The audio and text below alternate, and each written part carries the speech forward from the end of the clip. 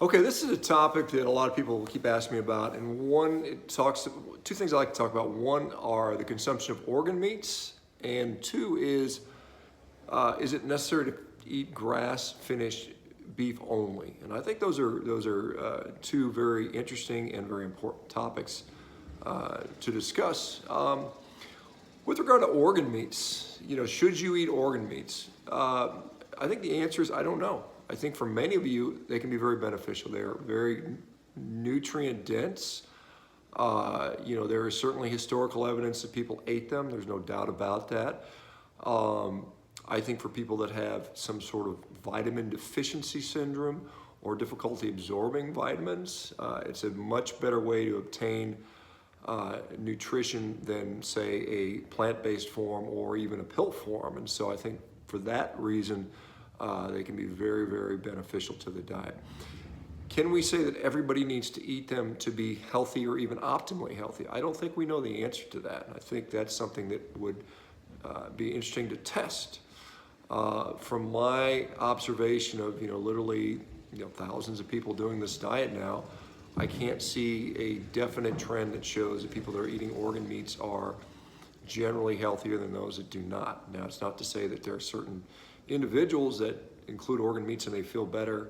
And it's also to say there are some people that do that and they don't feel better, or sometimes occasionally feel worse. So I don't think, again, we can make that blanket assumption. One of the sort of thoughts is we look at these historical populations, and many of them, ate organs, and we sort of assume that, we see a lion that the first thing they do is they tear into an animal and they'll eat the insides of the animal first. And I think some of the confusion may lie in the fact that, as if we look at wild animals, for instance, lions and other predatory animals, when they attack these animals, the animals are usually tend to be pretty lean. If we look at most antelope, they tend to be lean, and the capacity to get protein is pretty easy.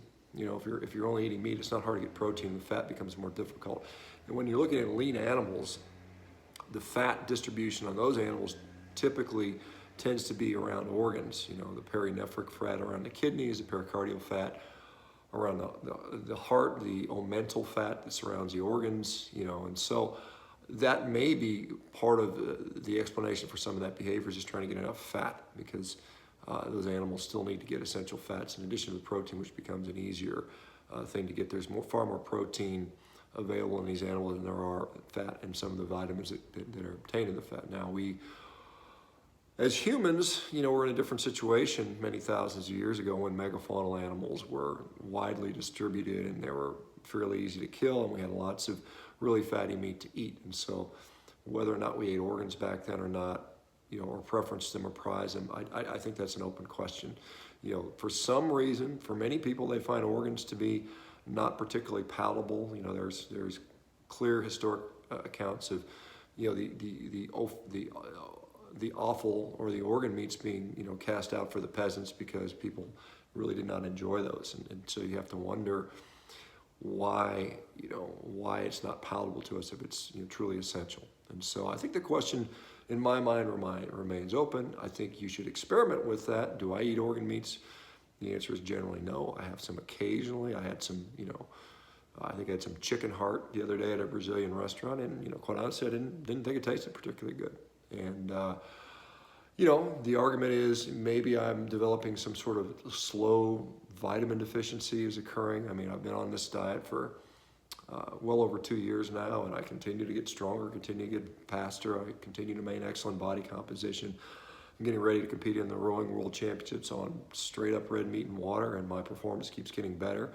That's not necessarily the only metric for health, but it's pretty hard to compete and win world championships and potentially break world records when you're nutrient deficient. I think most of us with common sense would understand that. Now, so the answer to the organ question is, should you eat organ meats? I'd say the answer is maybe. Probably you should try. You should probably try to include it in your diet, and go from there and see how you do, and be objective about it like everything else.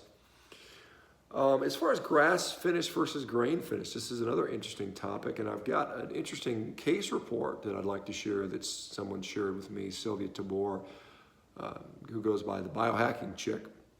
She was with me in that German documentary I did earlier this year. She shared some results of an interesting experiment. But again, the same thing with the grass-fed versus grain-finished beef.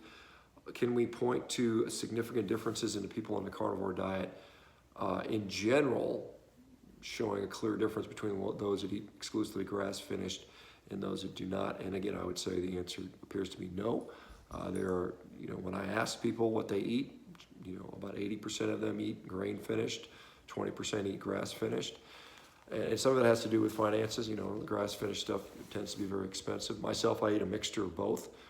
And part of that's just because I have a relationship with a grass-finished company and I'm able to get it at a discount. But, at the end of the day, there's just as many people, if not more people, reversing diseases on a grain-finished diet. Now, are there data out there that would sway us or support us to choose one over the other?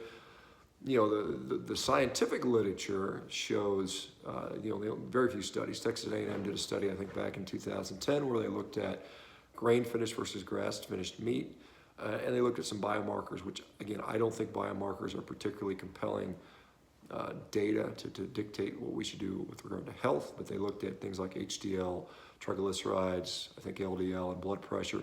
And in that study, the results were pretty similar, not much difference. And in fact, the grain finish was slightly better. But again, it's one study, and again, the markers weren't particularly compelling. But let me talk about Sylvia's data. She did a really interesting experiment. I hope more people will encourage more people to do this. And so she did a couple 1 month long series of studies. One of them was looking at an all meat diet with the inclusion of fish. One was a study looking at it's an all meat diet including fish, pork, and chicken. And then she did 2 recent studies where she looked at a month of just Costco grain-finished beef and then a month of all grass-finished beef and no fish. And she ate no organ meats in any of these studies. And so she looked at some of her fatty acid profiles, looking at an omega-3 index, the omega ratios, which compared the omega-6 to omega-3 ratios. She looked at DHA or EPA DHA numbers and arachidonic acid, and then trans fats. And when she compared grain-finished versus grass-finished, there were differences in the favor of grass-finished. If you want to look at those indexes. They weren't hugely significant. They were, on the grass-finished beef, according to their scale, and again, we have to take it with a grain of salt how accurate or how clinically relevant those scales are. Do they mean anything or not? But they certainly showed there was an advantage to grass-finished beef, with her showing that her profile was in the favorable range on all those metrics for the most part. And when she was on grain-finished base, she was on the edge of the favorable range. So there was a difference, although it wasn't hugely significant. However, when she, and what she reports to me, which I think is interesting, is she felt no different whatsoever. So from a how do I feel, perform, function, comparing the two, she said there was no difference whatsoever in her experience, which I think is also important. When she included fish in her diet, her indices were, particularly things like omega-3 ratios, and of course the EPA DHA numbers were, basically pegged to the top, as being as good as you can get. So, I mean, clearly, and we know that fish is an excellent source of those products, it's not surprising. And so,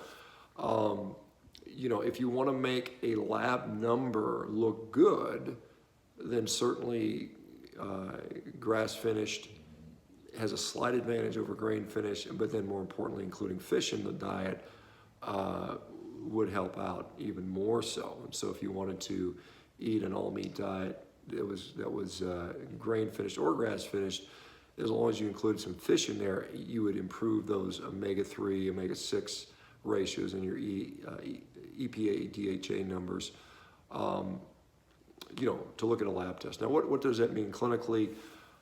There's associational studies that may show a difference, so it may be a benefit to eat more grass-finished beef based on one person's data. Again, that's not enough to really hang your hat on. It might be something worth testing, and hopefully more people in the community will do what she's done. so we can get more data. You know, if no one else is going to do it, we have to do it ourselves as a community. So overall, you know, organ meats, if you like them, if you have nutrient deficient problems, I think they're wonderful, and I think you should include them. You know, even learn how to cook them so they taste good for you. I mean, there's ways to do that. There's lots of recipes to do that. It probably doesn't hurt most people to include it in their diet. Is it absolutely necessary for optimum health? I don't think we can make that statement with any sort of real confidence yet, and that may change with time. We'll see. You know, hopefully as more people adopt the diet, we'll be able to get more and more data and do some actual testing.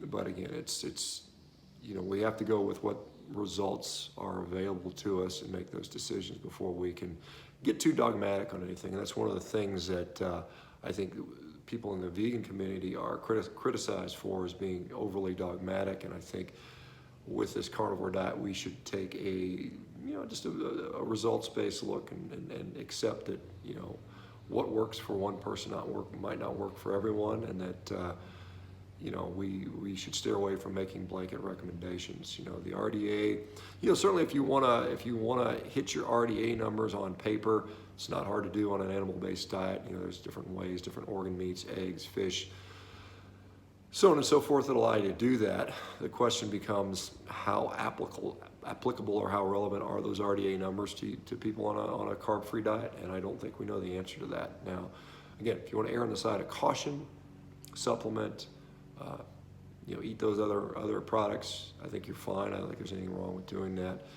Is it necessary? We don't know yet. So, all right, guys, I hope you guys enjoyed this. Check out meatheals.com. Check out the HPO podcast.